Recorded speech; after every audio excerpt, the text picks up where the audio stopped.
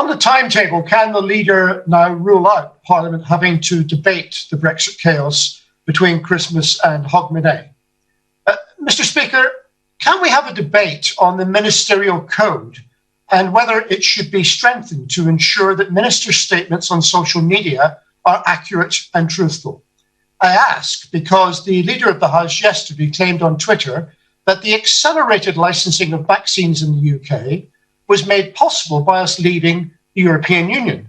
In fact, as made clear by the regulator, the very opposite is the case, and the licenses were approved by a fast-track procedure provided for under EU regulations. The thoughts of the concern in other areas too, Mr. Speaker. Previously, he was somewhat coy when I asked if he agreed with the Prime Minister that devolution had been a disaster. But recently, he has been opining on social media that the so-called Blairite constitutional tinkering needs to be corrected.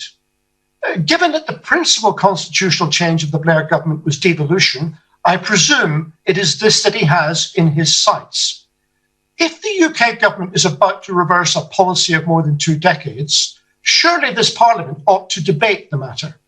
The current government has no UK mandate for this change, and it represents a total and absolute disrespect for Scottish public opinion. It seems that at the coming Scottish general election, 2 alternative paths will be offered to the electorate. Either the government's assault and devolution ends up with direct rule from Westminster, or the Scottish people defend their right to decide matters for themselves by demanding the choice of becoming an independent country. Mr. Speaker, yesterday another opinion poll by Ipsos Mori reported a 12-point lead for independence, the 15th in a row to record a yes majority. The question for this Parliament is whether it will respect the results of the election in Scotland or whether it will ignore them and aim to govern without the consent of the people. Does the leader agree that at some point we must have this debate? Leader of the House. Mr. Speaker, the failure of the SNP is not something I would have thought the honourable gentleman would wish to boast about. The SNP and government has failed on Scottish education, it has failed on Scottish health, it has failed on Scottish law and order. It is a shameful record in Scotland of the SNP. They have let the people of Scotland down.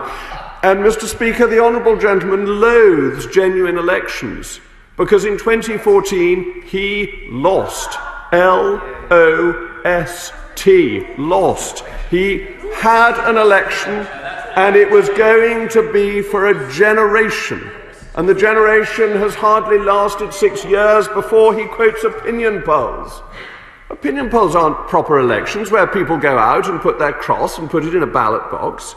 They are a taster of opinion at a passing moment of fancy, whereas a genuine election is what was had in 2014, and that is the result supported by the people of the United Kingdom, and it is worth reminding him of the success of the United Kingdom. The UK taxpayer has provided £8.2 billion to help Scotland through the pandemic. It is of fundamental importance and shows the strength of this nation together. It is the SNP that has been the failure, and it is not devolution that has been the failure. Devolution could work perfectly well if only the Conservatives were in charge in Scotland, which would make a triumphant success of it.